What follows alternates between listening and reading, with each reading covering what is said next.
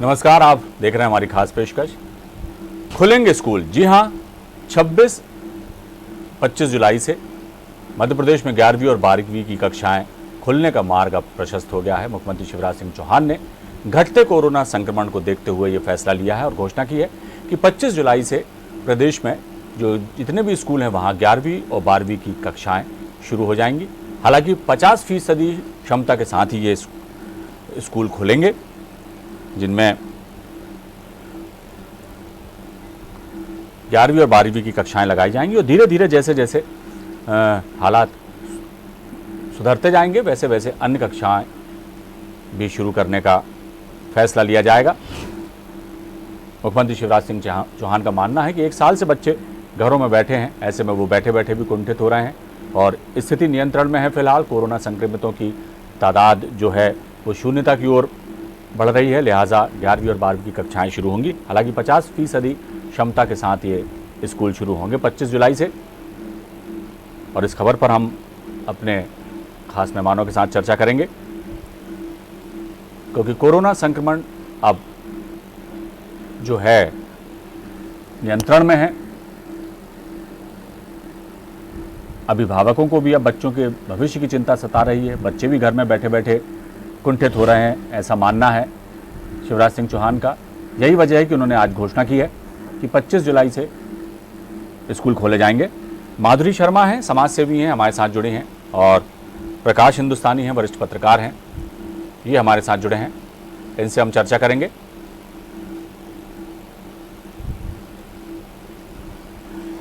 प्रकाश जी नमस्कार, आपका बहुत स्वागत हमारे कार्यक्रम में। माधुरी जी आपका भी बहुत स्वागत हमारे कार्यक्रम में। सबसे पहले बात प्रकाश हिंदुस्तानी जी, आपसे ही चर्चा का आगाज़ करता हूं। बहुत लंबा समय हो गया है बच्चों को घर बैठे बैठे ऑनलाइन क्लासेस उनकी चल रही थी, वैकल्पिक शिक्षा के इंतज़ाम किए गए थे, लेकिन बात कहीं ना कहीं ऐसी थी कि जो मन में खटक रही थी बच्चों के अभिभावकों के भी और बच्चों के मन में भी कि आखिर स्कूल कब खुलेंगे, कब स्थितियाँ बिल्कुल सामान्य होंगी। लेकिन उस दिशा में मध्य प्रदेश जो है आगे बढ़ते जा रहा है। कोरोना संक्रमण की दर जो है वो शून्यता की ओर है, नियंत्रण में है स्थितियाँ, और यही वजह है कि 11वीं और 12वीं की कक्षाएँ शुरू करने का फैसला सरकार ने किया है और 25 तारीख से 50% क्षमता के साथ स्कूल अब खुल जाएंगे। किस तरह से देखते हैं सरकार के इस फैसले को और कोरोना की मौजूदा स्थिति से बने हालातों को? जी अविनाश, एक तरफ तो कांवड़ यात्रा रोक दी गई है। सुप्रीम कोर्ट ने नोटिस दिया यूपी सरकार को और केंद्र सरकार को कि इस तरह से मामलों में अपनी सफाई देखी कांवड़ यात्रा को परमिशन क्यों दी गई है। मसूरी के केम्प्टी फॉल में जहां पर्यटक थे उस पूरे फॉल को रोक दिया गया, इलाके में आने जाने की बंदिश लगा दी गई है। हिमाचल प्रदेश में जाने वाले रास्तों पर निगरानी बहुत सख्त है। ऐसे में स्कूल खोलना शायद ठीक नहीं है, थोड़ी जल्दबाजी हो गई है। वास्तव में कल 38,000 ज्यादा पेशेंट आए हैं कोरोना के और मौतों की संख्या 825 से अधिक है। ऐसे में सरकार को पुनर्विचार करना चाहिए, क्योंकि तीसरी वेव की बात लगातार सभी लोग कहते आ रहे हैं। प्रधानमंत्री नरेंद्र मोदी खुद भी कह रहे हैं कि तीसरी वेव आ सकती है, सावधान रहना चाहिए। कुल मिलाकर 8 फरवरी वाली स्थिति हो गई है। अविनाश जी, माधुरी शर्मा जी हैं, इनसे भी हम प्रतिक्रिया लेते हैं। माधुरी जी, किस तरह से देखती हैं सरकार के इस फैसले को? जी, क्योंकि सवाल जिस तरीके से अभी सरकार और वैज्ञानिकों के जो तीसरी लहर को लेकर जो भी विचार सामने आ रहे हैं कि अभी कोरोना गया नहीं है ना, अभी इसकी तीसरी लहर आ सकती है और आ ही गई है। हम लोग देख रहे हैं कि तीसरी लहर भी आ चुकी है, तो लोगों में भय भ्रम भ्रांतियां जो कोरोना को लेकर है वो कम नहीं है ना। और जैसा कि जो भी अभी तक हमारे वैज्ञानिकों ने जो भी लोगों को चेतावनी दी कि पहली लहर बुजुर्गों के लिए खतरनाक होगी, दूसरी लहर जवानों के लिए खतरनाक होगी और तीसरी लहर बच्चों के लिए खतरनाक होगी। तो जैसा अभी तक उन्होंने बोला 2 लहर के संबंध में, तो वास्तव में हमने देखा कि ये दोनों बातें उनकी सच निकली। और दूसरी लहर में तो जो हमने इसकी तीव्रता को देखा है वो लोग अभी भूले नहीं है ना। आज भी जो लोगों को कोरोना हुआ था वो लोग आज तक कोई बताते हैं कि कोई हार्ट अटैक से जा रहे हैं या कोई ब्लैक फंगस में जा रहे हैं। और तीसरी दस्तक जो हम देख रहे हैं कि हमारे देश, हेलो जी हाँ सुन रहा हूँ मैं, आप बोलिए। ऐसी स्थिति में स्कूल खोलने के विचार पर हमें थोड़ा इसको बहुत चिंतन करके बहुत गहन अध्ययन के बाद इस बात को लाना चाहिए कि स्कूल खोले या नहीं। जैसा कि माननीय प्रधान इन्होंने मुख्यमंत्री जी ने बोला है कि ये स्कूल अभी 25 जुलाई से खोले जाएंगे। 11 और 12वीं क्लास के जो बच्चे होते हैं वो 16 से 18 साल की उम्र के होते हैं। और क्या हम ये समझ इतना हमारे पास प्रबंधन है कि हम वो बच्चे स्कूल का जो हमने अपनी एक गाइडलाइन बनाई, क्या वो इस्तेमाल होगी क्या पूरी तरह? क्या बच्चे डिस्टेंसिंग बना पाएंगे? क्या बच्चे ये मास्क लगा पाएंगे? ये सब एक बहुत विचारणीय और शोध वाला विषय है, क्योंकि जब बड़े लोग इतने ठीक और लापरवाह हो सकते हैं तो बच्चों के संबंध में हम क्या सोच सकते हैं जी, है ना? तो ये सब पे थोड़ा पहले विचार करें। चलिए माधुरी जी, आपके पास लौटूंगा। प्रकाश जी, लेकिन एक बात ये तय है, ये कोई नहीं जानता कि आखिर ये कोरोना महामारी की स्थिति जो है इससे हम कब पार पा पाएंगे, कब ये संकट दूर होगा। दूसरी लहर अभी खत्म हुई नहीं है कि तीसरी लहर ने आमद देना शुरू कर दी है, बताया जा रहा है। और कोरोना गया नहीं है, ये भी हम सब जानते हैं। आर्थिक गतिविधियां शुरू हो सकें, जीवन सामान्य हो सके, इसके लिए सरकार ने अनलॉक में भी छूट दी और उस छूट का दायरा भी और आगे बढ़ाते जा रही है सरकार। सारी चीज़ें नॉर्मल करने की कोशिश की जा रही है, लेकिन कुछ भी नॉर्मल है नहीं, ये हकीकत है सबसे बड़ी। लेकिन इसके बीच में प्रकाश जी, बच्चों के भविष्य का क्या वैकल्पिक इंतज़ाम जो है, बच्चों के ऑनलाइन क्लासेस चल रही हैं या जिस तरह से भी उनको पढ़ाया जा रहा है, क्या वो उनके लिए बहुत उपयोगी है? और ख़ास तौर से 11वीं और 12वीं के बच्चे जिनका जो भविष्य है वो उसके बाद ही तय होना है, उसके बाद ही वो कॉम्पिटिटिव एग्ज़ाम में जाएंगे, उस दिशा में भी जो है क्या करा जाना चाहिए, या यदि स्कूल नहीं चालू किए जाएं तो किस तरह के वैकल्पिक इंतज़ाम हो कि बच्चों की पढ़ाई प्रभावित ना हो। इस दिशा में सरकार को किस तरह से कदम उठाना चाहिए, मैं चाहूँगा कि आप क्या कहेंगे। अविनाशी, स्कूलों का विकल्प कोई नहीं है। ऑनलाइन क्लासेस स्कूल का विकल्प नहीं है। ऑनलाइन क्लासेस से बच्चे सीख नहीं पाते जो स्कूल में सीखते हैं। बच्चे टीवी स्क्रीन या मोबाइल स्क्रीन या लैपटॉप की स्क्रीन से वो नहीं सीख सकते जो वो क्लास में जाकर दूसरे बच्चों के साथ खेलकर, मिलकर, प्रतिस्पर्धी भावना में सीख सकते हैं। ये बात 100% सही है। लेकिन प्रधानमंत्री एक तरफ कहते हैं कि कोरोना की तीसरी लहर आ सकती है और मुख्यमंत्री कहता है कि हमें स्कूल खोलना है। जो आपने बात कही कि जो व्यावसायिक गतिविधियां शुरू हो गई हैं और हमारे प्रदेश में स्कूल जो है वो एक व्यावसायिक गतिविधि है। आप देखेंगे कि स्कूलों के पीछे जो निवेश है वो करोड़ों रुपए का निवेश लोगों ने कर रखा है। उसी क्लासेस का धंधा करोड़ों, बल्कि कुछ संस्थाओं का तो धंधा अरबों का है। तो आप देखिए एक बड़ा बिजनेस इसके पीछे जो दबाव डाल रहा है कि नहीं क्लासेस शुरू कीजिए। सवाल ये है कि और थोड़े दिन रुक जाते, 1.5 साल रुके हैं और 2 महीने रुक जाते, तीसरी लहर के बारे में स्पष्ट हो जाती स्थिति, तीसरी लहर आ रही है या नहीं आ रही है। संयोग के बाद प्रधानमंत्री ने कल ही ये बात कही कि तीसरी लहर आ सकती है, हमें सावधान रहना है। और आज कोरोना के आंकड़े कल रात को आंकड़े आए जो आज अखबारों में छपे हैं, वो आंकड़े बताते हैं कि 38,000 अधिक पेशेंट आए हैं। 824 लोगों की मृत्यु हुई है। चाहिए देखिए कोरोना भी गया नहीं है। कोरोना के तीसरे संकट की आहट है, तीसरी लहर की आहट है, इसलिए थोड़ा धीरज रख लेना था। मध्य प्रदेश सरकार को कोविड वालों के दबाव में, स्कूल संचालकों के दबाव में नहीं आना चाहिए था। मुझे लगता है ये फैसला दबाव में आकर लिया गया है, व्यावसायिक गतिविधि के रूप में लिया गया है, इसे नहीं लेना, थोड़ा रुक जाना था। अविनाश जी, बिल्कुल माधुरी जी बिल्कुल सही कह रहे हैं प्रकाश जी कि थोड़ा सा धैर्य से इस वक्त काम लेने की ज़रूरत है। जल्दबाजी में लिए गए फैसलों का नतीजा क्या होता है हम पहली लहर के बाद जब दूसरी लहर ने कहर बरपाया तो देख चुके हैं। रहा सवाल कि सरकार धैर्य से काम ले, लेकिन संयम से काम लेने की ज़रूरत तो आज हम और आपको भी है, जो बिल्कुल भी उससे काम नहीं ले रहे हैं धैर्य और संयम से। ज़रा सा अनलॉक हुआ नहीं कि हम भी बराबर से निकलने लगे घरों से बाहर, और कहीं ना कहीं जाने अनजाने में ही सही लेकिन लापरवाही हम सबसे हो रही है। और ये भी बहुत बड़ा कारण है कि जो तीसरी लहर की बात की जा रही है उसको हम निमंत्रण दे रहे हैं। रहा सवाल बच्चों का, तो बच्चों का भविष्य बहुत एक ऐसा सवाल है कि जिसकी चिंता अभिभावकों को भी है, सरकार को भी है, और जाहिर तौर पर बच्चों के मन में भी अपने भविष्य को लेकर काफ़ी उधेड़-बुन इन दिनों में चल रही है। लेकिन ये धैर्य की ज़रूरत इस वक्त है। तो कितना इत्तेफाक रखती हैं प्रकाश जी की आप बातों से, और आप क्या लगता है कि ऐसे कोई सुझाव आप दे सकती हैं कि यदि स्कूल नहीं खुलते हैं, क्लासेस नहीं लगती हैं, तो बच्चों को किस तरह से उनका जो है पढ़ाई की जा सके या उनका नुकसान ना हो। जी, जैसे कॉलेज खोलने की बात अगर हम करते हैं तो वो कहीं ना कहीं एक 50% या आप उसमें खोलते हैं तो वो ठीक है, क्योंकि बच्चों को वो 18 साल से ज्यादा उम्र के बच्चे हैं तो उनको उनकी वैक्सीन भी लगभग लग चुकी है, अब एक फर्स्ट डोज तो लगभग उनका हो चुका है। तो ऐसी स्थिति में आप कॉलेज वाले बच्चों की 50% की उससे क्लासेस को खोल सकते हैं, बट जहाँ 11 से 12वीं क्लास के बच्चों की खुलने वाली आती है उस पर एक बार फिर विचार करने की जरूरत है। कहीं ना कहीं एक आपको उनके पेरेंट्स के साथ भी सबके मीटिंग होना जरूरी है। हर स्कूल से बोले कि उनके पेरेंट्स के साथ एक वर्चुअल मीटिंग करें, उनके क्या सुझाव आते हैं उनको थोड़ा मद्देनजर रखें, है ना।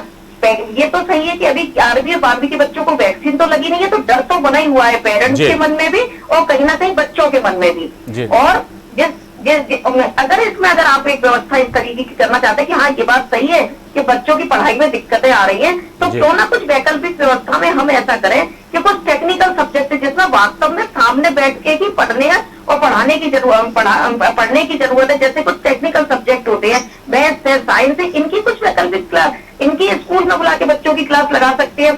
उनको 50% ना करके 25% करके बच्चों को बुलाएं, वीक में केवल 2 क्लासेस लगाएं। इस तरह की कुछ वैकल्पिक व्यवस्थाओं को लेकर और कोरोना प्रोटोकॉल का पालन करके इस तरीके की कुछ डिसीजन लिए जा सकते हैं, ऐसा मेरा विचार है। जी बिल्कुल, सुझाव आपका बिल्कुल वाजिब है। प्रकाश जी, एक बात और भी है कि ठीक है, सरकार की अपनी मजबूरियां हैं, सरकार के तमाम चीज़ें हैं, और ये बात आपने सही कही कि अभी बीच में जैसा आप और हम सब ने देखा, खबरों में भी काफ़ी आई ये बात कि स्कूल संचालक हैं वो बिल्कुल, कई लोग तो कह रहे हैं कि हम ताला बंद कर देंगे, संस्थान ही बंद कर रहे हैं क्योंकि हम संचालित नहीं कर सकते हैं ऐसी स्थिति में। दूसरी तरफ अभिभावकों का गुस्सा भी हमने देखा कि किस तरह से यदि स्कूल प्रबंधन उनसे फीस की मांग करता है तो उसके खिलाफ वो एकजुट हो गए, और अब स्कूल संचालक जो हैं वो कह रहे हैं कि सरकार स्कूल शुरू करें, नहीं तो हम आर्थिक संकटों से किस तरह से सामना कर पाएंगे। तो बहुत सारी बातें हैं तमाम, लेकिन इसके बीच में जो भी नुकसान कह लीजिए वो हो रहा है बच्चों का। माधुरी जी जैसा कह रही हैं कि 25% क्षमता के साथ सप्ताह में 1 या 2 क्लासेस लगाकर भी इसकी भरपाई की जा सकती है, लेकिन सवाल यही है प्रकाश जी कि आज हम वैकल्पिक व्यवस्थाओं की बात कर रहे हैं या तमाम तरह के सुझावों पर अमल करने की बात कर रहे हैं, सरकार से उम्मीद कर रहे हैं कि वो किसी तरह से जो है अभी ढील और दे, मतलब जल्दबाजी ना करे, लेकिन आखिर ये सिलसिला कब थमेगा? क्योंकि ये कोई नहीं जानता प्रकाश जी कि तीसरी लहर के बाद क्या चौथी लहर नहीं आएगी, तीसरी लहर के बाद क्या सब कुछ ठीक हो जाएगा, हम पूरी आबादी को वैक्सीनेट कर देंगे तो क्या डेल्टा प्लस जैसे वेरिएंट फिर से खतरा बनकर नहीं उभरेंगे? तो बहुत सारी ऐसी बातें हैं जो सवाल हैं, और सिर्फ बच्चों का ही भविष्य का सवाल नहीं है, पूरी जो है मानव जाति का सवाल है। जो व्यवसाय कर रहे हैं उनके लिए भी कई तरह की परेशानी है, नौकरी पेशा लोगों की अपनी दिक्कतें, तो दिक्कतों से आखिर हम कब पार पा पाएंगे ये जवाब किसी के पास नहीं है। और ऐसी स्थिति में बच्चों के भविष्य की बात हो तो मामला थोड़ा सा गंभीर हो जाता है, क्या कहेंगे? अविनाश जी, मामला वाकई संगीन है जी। दुनिया के कई देशों में बच्चों को वैक्सीन लग चुकी जी।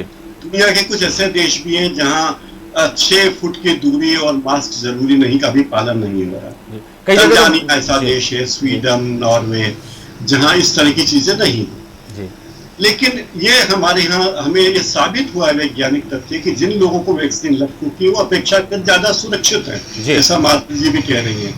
जिन लोगों को वैक्सीन लग चुकी है वो ज्यादा सुरक्षित हैं, ये एक वैज्ञानिक तथ्य है जी।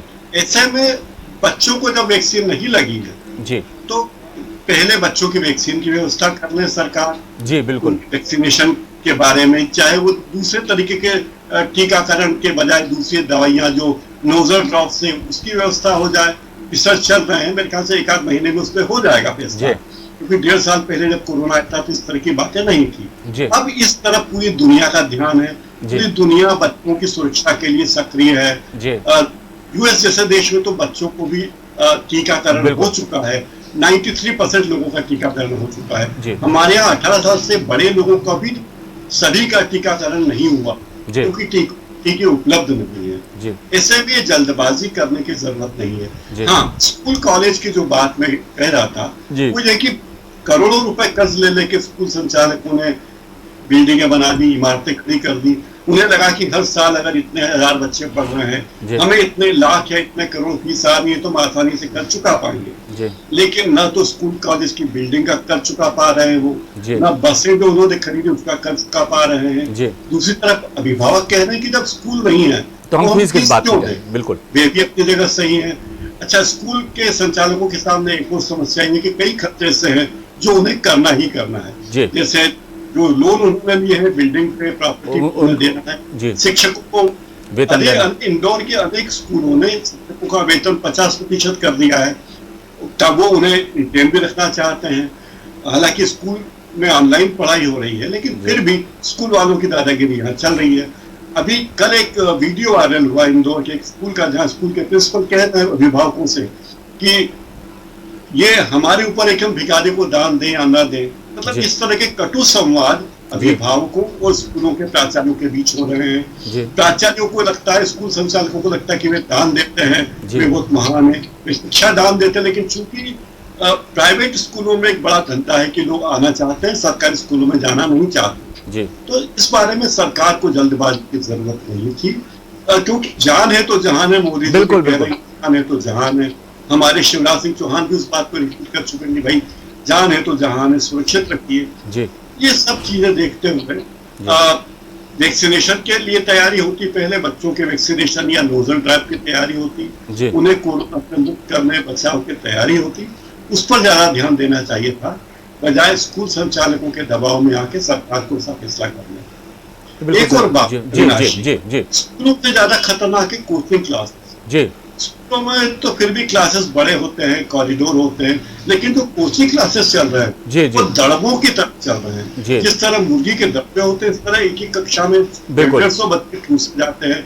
बच्चों के बीच दूरी बिल्कुल 1 फुट की दूरी भी नहीं है। बिल्कुल 3-3 की बेंच पे 4-4 बच्चे बैठते हैं, 5-5 बच्चे बैठते हैं। एक छोटे कमरे में 150 बच्चे, तो आप समझ सकते हैं कि इसमें कोई भी कोरोना प्रभावित संक्रमित बच्चा पहुंच गया तो उसके संक्रमण में और गंभीर बीमारी होगी, उसको संभालना सरकार के लिए मुश्किल होगा। अविनाश जी, ये बिल्कुल सही कहा प्रकाश जी। लेकिन माधुरी जी से मैं जानना चाहूंगा कि इतना सब कुछ जानने के बाद, इतने सब कुछ कटु अनुभवों के बाद भी सरकार को जो करना चाहिए, ठीक बात है कि थोड़ी सी धैर्य का परिचय दें, लेकिन लोग भी जो है अधीर हो रहे हैं माधुरी जी। लोगों को भी जो है हर चीज अब ऐसा लगता है कि यदि अनलॉक हो गया है तो सारी चीजें फिर शुरू हो जाएं।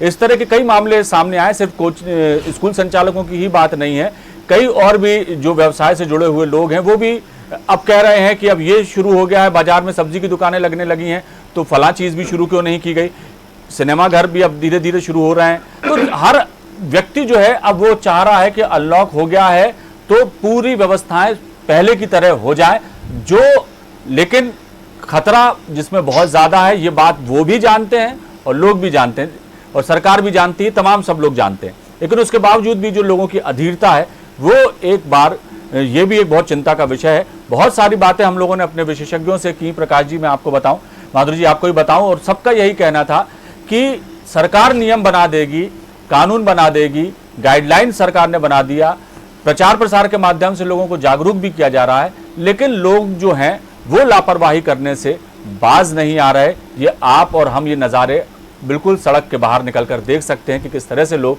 ना सोशल डिस्टेंसिंग का पालन कर रहे हैं, ना ही मास्क लगा रहे हैं। और सबसे बड़ी बात है कि जो चीज़ें हैं हमें अपनी ज़िंदगी में अब शामिल करना है, अब वो ज़िंदगी में शामिल हो गई, ना जाने कब और कितने सालों के बाद ये कोरोना विदा लेगा या ख़त्म होगा, तब तक हमें बहुत ज़्यादा एहतियात बरतने की ज़रूरत है, अपनी दिनचर्या में बदलाव लाने की ज़रूरत है और हमें बहुत सारी आदतों को नए सिरे से उनको अपनाने की ज़रूरत है कि किस तरह से हम साबुन से हाथ धोएं वगैरह वगैरह।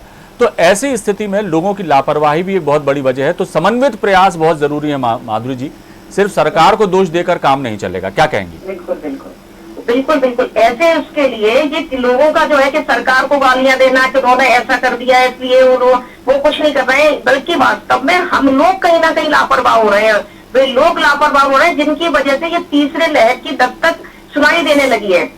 ये लोगों का जिस तरीके से अभी हिल स्टेशनों पे जाना और इतना लापरवाह होना, और जो लोग वास्तव में जिनके यहाँ कोरोना का कहर बरपा या जिन लोगों ने कोरोना का कहर को देखा है वो लोग इतने डर चुके हैं कि वो लोग तो इस भीड़ में से को देख के ही डरते हैं। घर में टीवी पे भी देख के लगता है कि ये लोग कितने लापरवाह हैं। तो ये जो लोग हैं, ये ऐसे लोग हैं कि जिनके यहाँ या तो कोरोना पहुंचा नहीं है या वो कोरोना को समझने को ही तैयार नहीं है ना, वो ऐसे लोग हैं। लेकिन हमें फिर भी इस पर बहुत चिंतन की जरूरत है, वैज्ञानिकों की बातों को मानने की और समझने की जरूरत है। रही बात स्कूल खोलने की, तो एक बात मेरे मन में और आ रही है कि भाई आप स्कूल खोलिए पूरा, है ना, लेकिन पहले ये देखें अपने देश में पहले अभी कोरोना बच्चों के वैक्सीन नहीं आया। दूसरे देशों में अगर वास्तव में स्कूल खोले गए तो वहाँ बच्चों को वैक्सीन भी लग चुके हैं, और वहाँ पे जो भी उन्होंने एक कोरोना प्रोटोकॉल का प्रॉपर इस्तेमाल हो रहा है। क्या हम वो कर पाएंगे क्या स्कूलों में बच्चों के लिए? पहले वैक्सीन आने दीजिए, बच्चों को लगने दीजिए, है ना, इस काटो, उसके बाद हम इस स्टेज पे पहुंचे कि कम से कम 18 से कम उम्र वाले बच्चों के जो क्लासेज है वो तभी लगाना स्टार्ट की जाए। लेकिन वो वैकल्पिक अगर व्यवस्थाओं में तो जो टेक्निकल कुछ सब्जेक्ट है उनको लेके हम एक विचार कर सकते हैं, ये एक किया जा सकता है। लेकिन 25% से ज्यादा दिक्कत नहीं, पेरेंट्स की मीटिंग के बिना नहीं, इस पर गहन चिंतन के बाद भी अपन इस नतीजे पर पहुंचे। और इसके साथ साथ हॉस्पिटलों में अगर मान लो बच्चों को हो रहा है तो क्या हमारे पास हॉस्पिटल में पूरी व्यवस्था है कि नहीं? बच्चों के लिए जो बच्चों के वेंटिलेटर हैं वो है कि नहीं? बच्चों के लिए जो दवाइयां चाहिए कोरोना से संबंधित वो है कि नहीं? इन सब चीजों की भी पहले से तैयारी होना बहुत जरूरी है, तभी हम इस तरीके के निर्णय लें। जी बिल्कुल माधुरी जी, आपने सही कहा कि तमाम तैयारियों के बाद ही किसी तरह के निर्णय लेना चाहिए। अंतिम प्रतिक्रिया मैं लेना चाहूंगा प्रकाश जी से। प्रकाश जी, एक बात तो ये है कि ठीक है कोरोना गाइडलाइंस बना दी गई, इनका पालन करना है, तमाम चीज़ें। मैं अभी एक बात कह रहा था, माधुरी जी से बातचीत चल रही थी, उसके पहले मैंने ये कहा था, प्रकाश जी क्या नहीं लगता आपको कि ठीक है वो एक इन तमाम चीज़ों को अलग रख दिया जाए कि अनलॉक होने के बाद क्या क्या गतिविधियाँ शुरू की जाना चाहिए, क्यों पहले क्यों शुरू कर दी गई, थोड़ा सा धैर्य क्यों नहीं रख लिया गया? इन तमाम बातों के अलावा भी आपको नहीं लगता कि जो इस संकट से हमें अभी बहुत सालों तक जिस तरह से जूझना है और नए नए वेरिएंट के रूप में जिस तरह से रंग बदल रहा है कोरोना और बार बार आके डरा रहा है हमें, ऐसी स्थिति में क्या नहीं लगता आपको कि सरकारों को इस दिशा में भी काम करना चाहिए कि एक दूरगामी योजना के तहत लोगों को भी समझाया जाए कि उन्हें किस तरह की चीज़ों का पालन करना है और हमें क्या इंतज़ाम करके अब लंबे समय तक के लिए तैयार रहना है इससे लड़ने के लिए, तो उन सब चीज़ों पर फोकस किया जाए। सिर्फ कोरोना की एक लहर आई, तबाही मचाई, चली गई, दूसरी लहर का इंतज़ार हम कर रहे हैं, लेकिन इस गैप में क्या हम वो तैयारी कर पा रहे हैं कि हम लोगों को सुरक्षित रख पाएँ या इस कोरोना का जो है असर है उसको कम कर पाएँ? प्रकाश जी। अविनाश जी, सरकार अपने स्तर पर अभी सारी तैयारियां कर रही है जी। कोरोना के दूसरे चरण में सरकारों की नाकामी ने बहुत शर्मिंदा किया, पूरी दुनिया में भारत को शर्मिंदा किया, ये बात सही है। लेकिन हर बात में अपन लोगों से कहें कि जनता दोषी है। भाई सरकार ने कहा ताली बजाओ, जनता ने ताली बजाई, कहा थाली बजाओ, थाली बजा दी, कहा दिया जलाओ, दिया जला दिया, कहा वैक्सीन लगवाओ, लोगों ने वैक्सीन लगा दी।